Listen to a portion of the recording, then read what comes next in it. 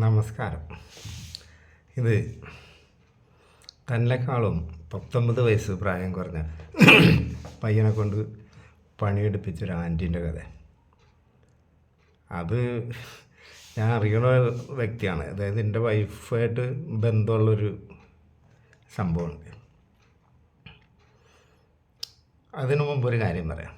നമ്മൾ തമാശക്ക് പെണ്ണ് കിട്ടരുത്. പെണ്ണ് കിട്ടുക എന്ന് പറഞ്ഞാൽ കല്യാണം കഴിച്ച് കഴിഞ്ഞാൽ ഒരു ചോറും കറി മാത്രമല്ല പെണ്ണ് പ്രതീക്ഷിക്കുന്നത്. നമുക്ക് നല്ല കളിയും കിട്ടണം.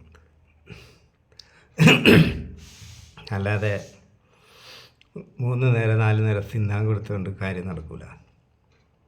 ഇപ്പം എൻ്റെ വീഡിയോ കണ്ട ഓരോ കമൻറ്റും കാണുന്ന ആൾക്കാർ നോക്കണ്ടോ? ഇപ്പോൾ ഒരാൾ ഇന്നലെ ഒരു കമൻറ്റ്, നീയൊക്കെ സമൂഹത്തിന് എന്ത് മെസ്സേജാണ് കൊടുക്കണത്? ഈ വൃത്തിയിട്ട കാര്യങ്ങൾ എന്താ പറയണത്? ഞാൻ യേശു ക്രിസ്തുവല്ല മെസ്സേജ് കൊടുക്കാൻ, ഒരു പ്രവാചകനോ അല്ലെങ്കിൽ സാമുദായിക നേതാവോ ഒന്നുമല്ല. അതൊരു സാധാരണ മനുഷ്യനാണ്. ഇവിടെ ഈ വൃത്തികേടെന്ന് ഉദ്ദേശിക്കുന്നത് എന്താ? ഈ സെക്സ് എന്ന് പറയുന്ന സംഭവം വൃത്തികേടാണെന്ന് ആരാ കണ്ടുപിടിച്ചത്? 2 വ്യക്തികൾ ചെയ്യണം ഇത്ര നല്ലൊരു പരിപാടിനാണ് വൃത്തികേടെന്നുള്ളൊരു പേര് കൊടുത്തത് തന്നെ തെറ്റാണ്. ഈ സെക്സ് ചെയ്യുമ്പോൾ പ്രത്യേകിച്ച് അവിഹിതം, ഒരു പുരോഹിതൻ ചെയ്താൽ അദ്ദേഹം ഒരിക്കലും അങ്ങനെ ചെയ്യില്ല. ഒരു രാഷ്ട്രീയ നേതാവ് ചെയ്താല ഒരിക്കലുമില്ല. അത് ന്യായീകരിച്ച് മെഴുകും. പിന്നെ 2 പാർട്ടിക്കാർ തമ്മിലുള്ള പ്രശ്നമാവും, അല്ലെങ്കിൽ 2 മതത്തിലുള്ള ആൾക്കാർ തമ്മിലുള്ള തർക്ക വിഷയമായി മാറും. അങ്ങനെയാണ്. അവർ ചെയ്യൂല, ചെയ്താൽ തന്നെ ന്യായീകരിക്കാൻ ആൾക്കാരുണ്ട്. ഉദാഹരണം ഫ്രാങ്കോ മുളക്കലൊക്കെ പെണ്ണ് കേസിൽ പെട്ടിട്ട് ന്യായീകരിച്ച് മെഴുകുമായിരുന്നു ഒരാൾക്കാർ. സാധാരണക്കാരനങ്ങാൻ പാടില്ല. ഈ അന്നന്ന് കൂലിപ്പണി എടുത്ത് ജീവിക്കണവനൊന്നും ഇത് നിഷിദ്ധമാണ്. ഔഹിതം, വൃത്തികേട്. സിനിമാ താരങ്ങൾ, സെലിബ്രിറ്റികൾ അവർ നല്ലോണം ഊക്കി ആഘോഷിക്കുന്നുണ്ട്. മതപുരോഹിതന്മാർ, ക്രിസ്ത്യൻ പുരോഹിതന്മാർ നല്ലോണം ആഘോഷിക്കുന്നുണ്ട്. രാഷ്ട്രീയക്കാരും ആഘോഷിക്കുന്നുണ്ട്. സാധാരണക്കാർ ഇതൊന്നും ചെയ്യാൻ പാടില്ല. എന്തൊരു മറ്റോടത്തെ സദാചാരമാണത്. ഇതെന്ന് പറഞ്ഞാൽ തമാശക്ക് കല്യാണം കഴിക്കരുത്. കല്യാണം കഴിച്ചാൽ എല്ലാം നടക്കണം. അതിന് കഴിവില്ലെങ്കിൽ കഴിവ് കണ്ണടച്ച് കൊടുക്കണമെന്ന് ഞാൻ പറഞ്ഞു. അല്ലെങ്കിൽ അവളെ ഒഴിവാക്കണം. അല്ലാണ്ട് ഇതൊക്കെ നിൻ്റെ കടമയാണ്, എന്ത് സഹിച്ച് നിന്നോളണം. ഞാൻ പറയാൻ പോണ സംഭവത്തേക്ക് വരാം. ഈ പെണ്ണിന് 39 വയസ്സായി. കറുത്ത സുന്ദരിയാണ്, നല്ല മൈലേജുള്ള പെണ്ണാണ്. ഒരുപാട് നേരം അടിച്ചു കൊടുത്താലേ അവൾക്ക് എന്തെങ്കിലും ഒന്ന് ആവുള്ളൂ. പക്ഷെ ഭർത്താവ് പെട്ടെന്ന് കയറി ഇറങ്ങണ ആളാണ്. പിന്നെ ഇവളുടെ വീട്ടിലൊരു പയ്യൻ വന്നിരിക്കും. അടുത്ത വീട്ടിൽ 20 വയസ്സുണ്ട്. 20 വയസ്സിൻ്റെ വളർച്ചയല്ല അവന്, നല്ല ബോഡിയൊക്കെ. അപ്പോൾ ഞാൻ ഒരു കാര്യം പറയാം. സാഹചര്യമാണ് കൂടുതലും ഈ ലൈംഗിക ബന്ധം അവിഹിതത്തിന് പ്രേരണ നൽകുന്നത്. ഒരു വൈബ്, നല്ലൊരു മഴ, വേറെ ആരും കയറി വരില്ല. ഒരു യുവാവും യുവതിയും ഒരു വീട്ടിൽ, ബന്ധുക്കളായിക്കോട്ടെ, അവിടെ 90% വെടി നടക്കാൻ ചാൻസ് ഉണ്ട്. ബൈബിളിൽ തന്നെ പറയുന്നുണ്ട്, പ്രായപൂർത്തിയായ നിങ്ങളുടെ പെങ്ങളുടെ കട്ടിൽ, സഹോദരൻ്റെ കട്ടിൽമേൽ ആ സമയത്ത് നീ വർത്തമാനം പറയാൻ പോലും പോയി ഇരിക്കാൻ പാടില്ല. ഇരുന്നാൽ പ്ലാൻ മാറും. മനുഷ്യൻ ബേസിക്കലി എല്ലാ വികാരങ്ങളും ഉള്ളൊരു ജീവി മാത്രമാണ്. വിശേഷ ബുദ്ധിയൊക്കെ ഉണ്ടെങ്കിൽ ചില നേരത്തെ അതൊക്കെ മാറ്റി വെക്കും.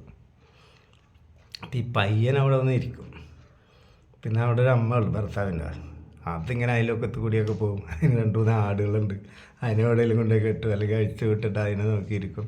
വർത്തമാനം പറയും, വെറ്റില മുറുക്കി സഭ കൂടിയൊക്കെ ഇരിക്കും ഇപ്പുറത്തൊക്കെ വീട്ടിൽ. ഇവിടെ നല്ല വൈബാണ്. പയ്യനാണെങ്കിൽ അവിടെ സ്ഥിരം വന്നിരിക്കുക. അതായത് അവൻ്റെ പഠിപ്പ് കഴിഞ്ഞിട്ട് പിന്നെ ജോലിയിലൊന്നും ഏർപ്പെട്ടിട്ടില്ല. അപ്പോൾ പകലും അവൻ ബോറടിച്ച് നിൽക്കുക.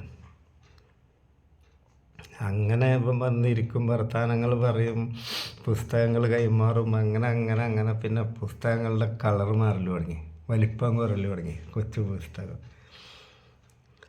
എന്തിനു പറയണം. അന്ന് ഇതേപോലെ നെറ്റും വീഡിയോ ഒന്നുമില്ല.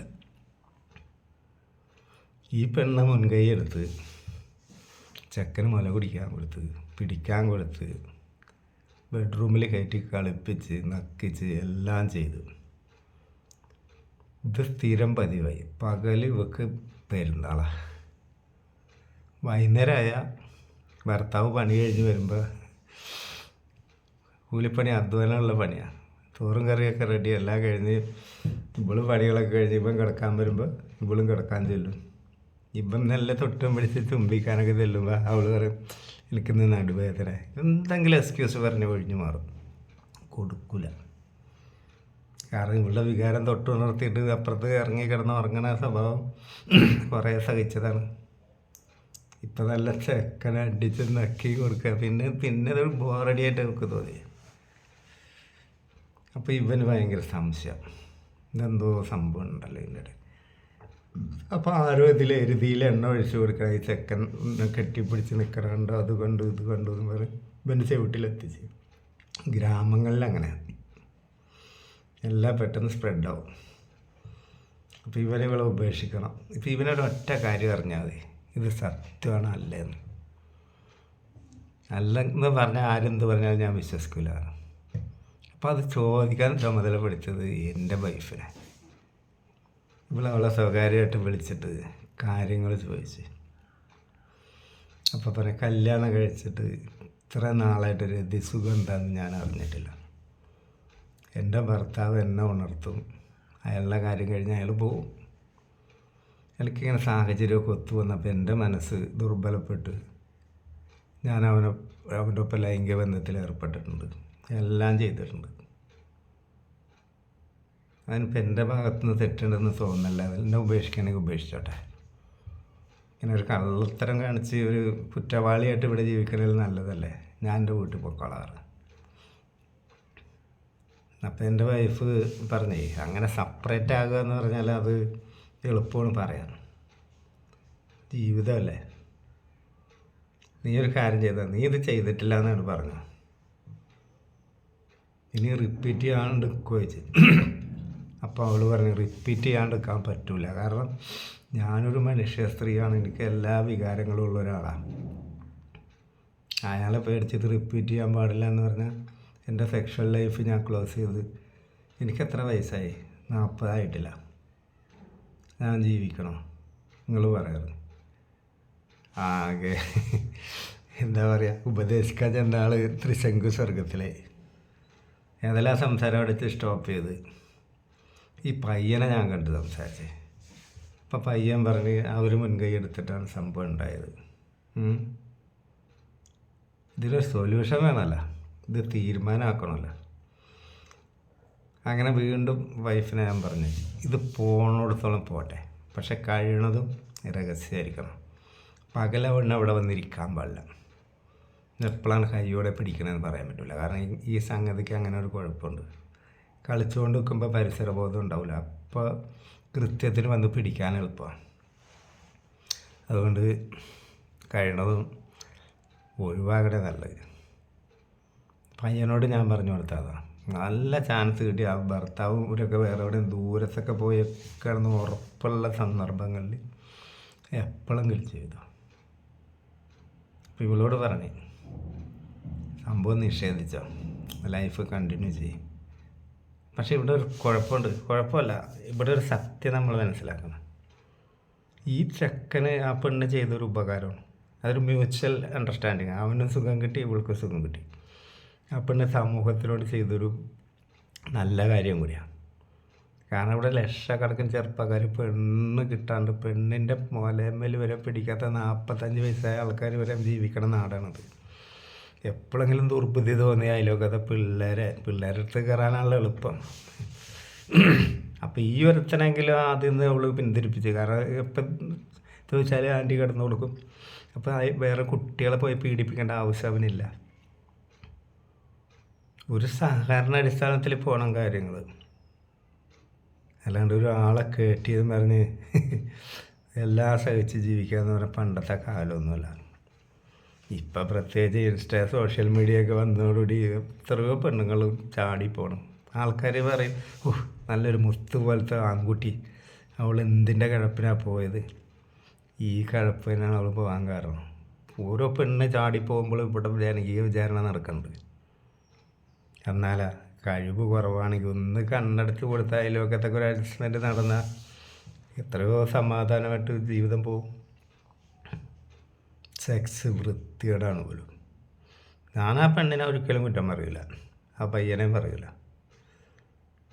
അങ്ങനത്തെ ഒരു നല്ല കാലം പണ്ട് കേരളത്തിൽ അങ്ങനെയായിരുന്നു. കേരളത്തിൽ അത്യാവശ്യം അയൽവക്കത്തൊക്കെ കളി നടക്കും, എല്ലാം നടന്നിരുന്നു. ഇപ്പോഴാണ് ഈ സദാചാരം വന്നത്. അതുകൊണ്ട് ലൈംഗിക അതിക്രമങ്ങൾ വർദ്ധിച്ചിട്ടുണ്ട്. ഇത് ഞാൻ പറയണല്ല, കണക്കുകൾ പറയാം. പിള്ളേരെ പീഡിപ്പിച്ചാൽ മാത്രം കഴിഞ്ഞ കൊല്ലം എത്ര 5000-ൻ്റെ അടുത്ത് കേസുകൾ പോക്സോ കേസ് രജിസ്റ്റർ ചെയ്തിട്ടുണ്ട്. ഇതൊക്കെ ഒന്നും നടക്കാത്തതുകൊണ്ടായി പിഞ്ചു കുഞ്ഞുങ്ങളുടെ അടുത്തൊക്കെ പോയി ആൾക്കാർ കയറണം. അവിടെ ഇവിടെയൊക്കെ ഒരു പരിപാടിയൊക്കെ നടന്നുകൊണ്ട് നിൽക്കുകയാണ്. ഇപ്പോൾ ഈ ഉത്സവ സീസണൊക്കെ വരുമ്പോൾ ഞാൻ ചിന്തിക്കണം, പണ്ടൊക്കെ ഉത്സവ സീസൺ എത്ര വെടി നടക്കും, ഇപ്പം അനങ്ങാൻ പറ്റില്ല. കൊന്ന് കൊല വിളിച്ചളയും സദാചാരക്കാർ. അതിൻ്റെയൊക്കെ പ്രത്യാഘാതമാണ് ഇവിടെ അനുഭവിക്കണതൊക്കെ. അപ്പോൾ നമസ്കാരം.